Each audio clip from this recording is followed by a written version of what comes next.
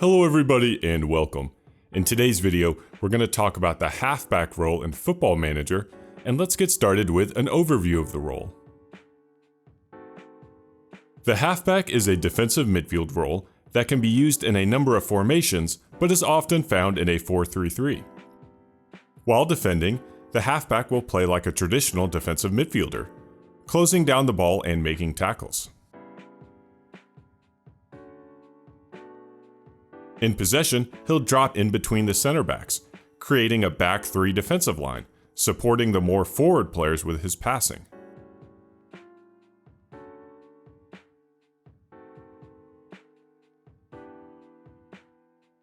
This means that when a halfback is defending, he's going to be a defensive midfielder, and in attack, he's a center back.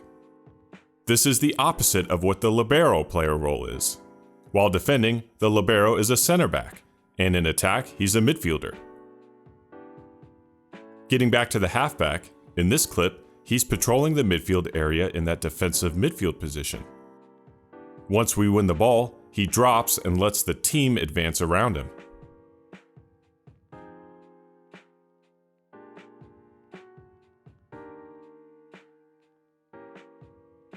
And here, this is the halfback in the middle of the two central defenders. He's holding his position as the furthest player back. When we lose the ball, he pushes up to close down the opponent. We get it back and he retreats to the back line.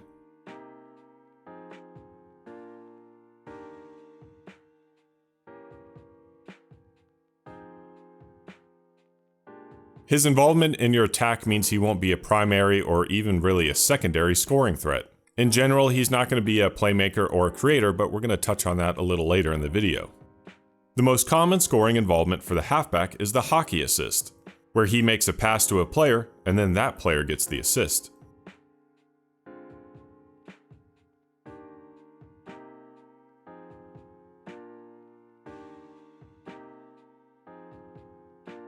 In the next section, we're going to talk about how the halfback fits in with other player roles. Since the halfback is a defensive midfielder, I want to compare him with two other defensive midfielders and what they do during the defensive phase of a match. The anchor, ball-winning midfielder, and halfback are all three defensive midfielders that are primarily defense first. This is opposed to other attack-focused defensive midfielders like the deep-lying playmaker or regista. In terms of closing down for a defensive midfielder, on one side would be something aggressive, like the ball-winning midfielder. On the other side would be the passive approach to closing down opponents, and this is where the anchor fits. I consider the halfback somewhere near the middle, but shaded towards the ball-winning midfielder. Still aggressive in closing down, but not as much. This is a clip of the anchor defending. He's not going to be pulled out of position by the opponent's passing.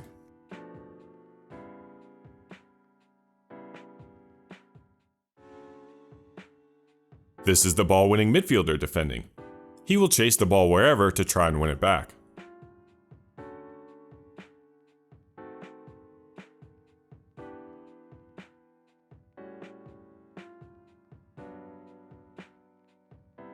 And finally, the halfback. The ball goes out wide and he has a further range than the anchor, but not quite as aggressive as the ball-winning midfielder.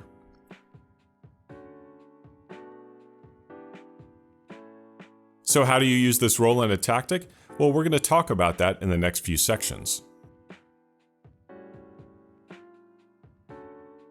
For tactics, instead of looking at one specific formation, we're going to look at three different examples on how the halfback can interact with his teammates, some good things about it, and then also some things you want to look out for. Let's first start by looking at this 4-3-3 formation with Nashville in the MLS. It looks pretty normal, right? Nothing too out of the ordinary. But we're going to focus on the midfield trio of a Carrilero, a Metsala, and the halfback. Whenever you use a halfback in your tactic, you need to remember that when attacking, he's not a defensive midfielder, he's a center back. So with this formation, a Carrilero is going to drift wide, a Metsala is going to drift wide, and a halfback is going to drop into the back line. This means we don't actually have a midfielder in charge of the midfield. If we look at this clip, everything looks pretty normal so far. But pausing it here, this is where we get the conflict. The wingback is going to get the ball on the wing like he does. The Carrilero is going to drift out wide to support like he does, and the halfback is going to drop into the back line like he does. But when the Carrilero gets the ball, we have nobody responsible for this area of the field. This is the halfback, this is the Metsala, and nobody in the attacking midfield. We have to get in across as our only option. This is the same formation, same instructions, almost the same player roles. The only thing we've changed is the Carrilero to the central midfielder on support. The central midfielder on support is going to sit more in that midfield area and won't drift out wide like the Carrilero will. Now when the wingback goes out wide, he's lost a teammate that usually provides direct support. But we've gained a player in that midfield area and have a spread of players around the field.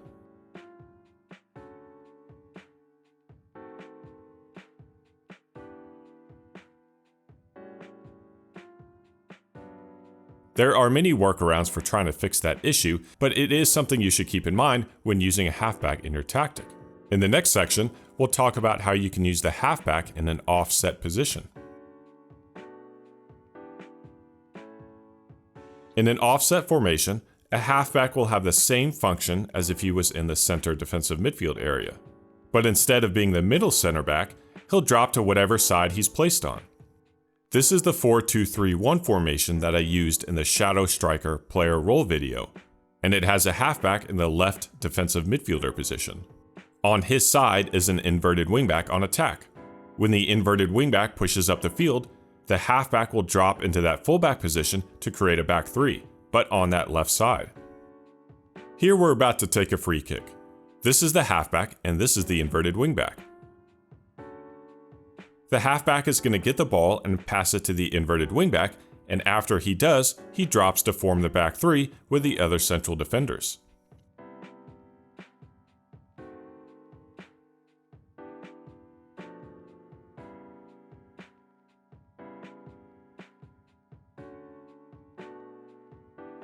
This is from another match and we're already in our possession phase. You can see our 3-2-5 attacking formation that is formed, with the halfback as the left center back in the back three. The two inverted wingbacks have become the midfielders, and then we have our 5 attackers. We lose the ball and the halfback pushes up into the defensive midfield area and eventually makes the tackle.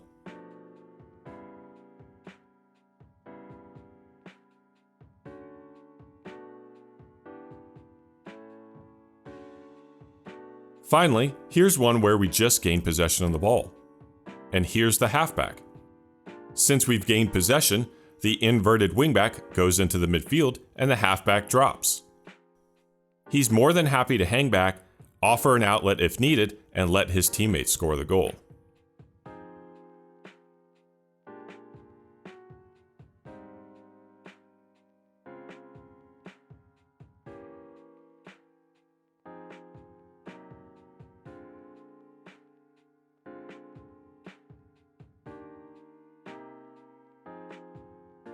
For some player roles that work with a halfback, the wingback is an excellent option.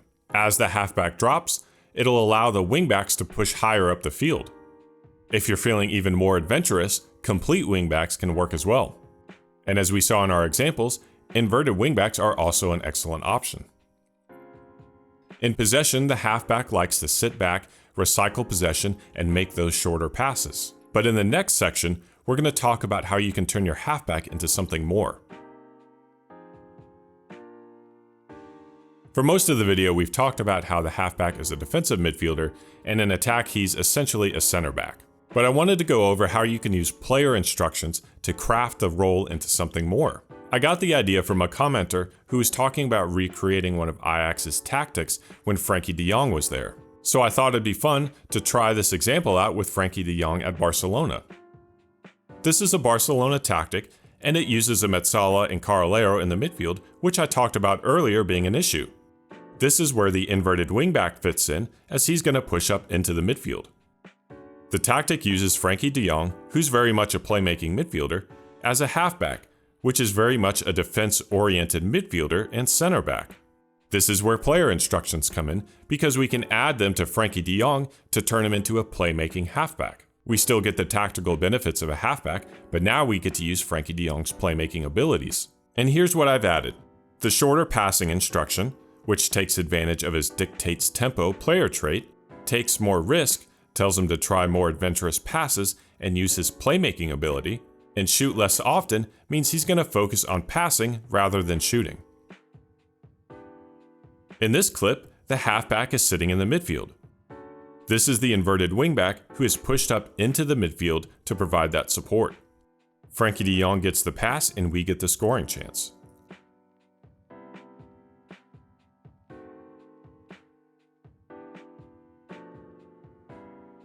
The placement of him as the halfback in a tactic means he usually only needs to beat one defender.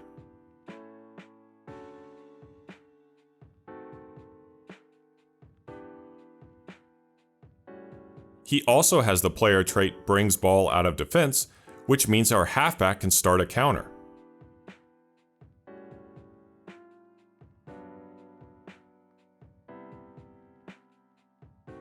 With player instructions, you can use players in more unusual roles that benefit your tactical system but still take advantage of what they're good at.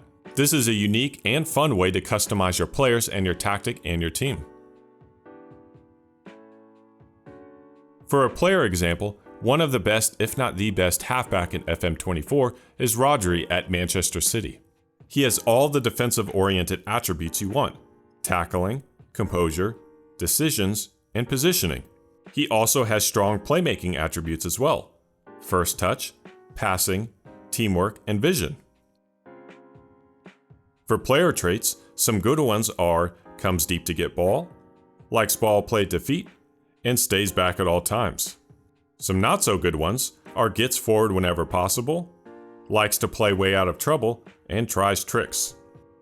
Although some of those could be useful if you're trying for more of that playmaking halfback. The halfback is one of those industrious defensive midfielders like the anchor and the ball-winning midfielder, but as we saw, he can also be your playmaker. I hope you enjoyed today's video. Thank you for watching.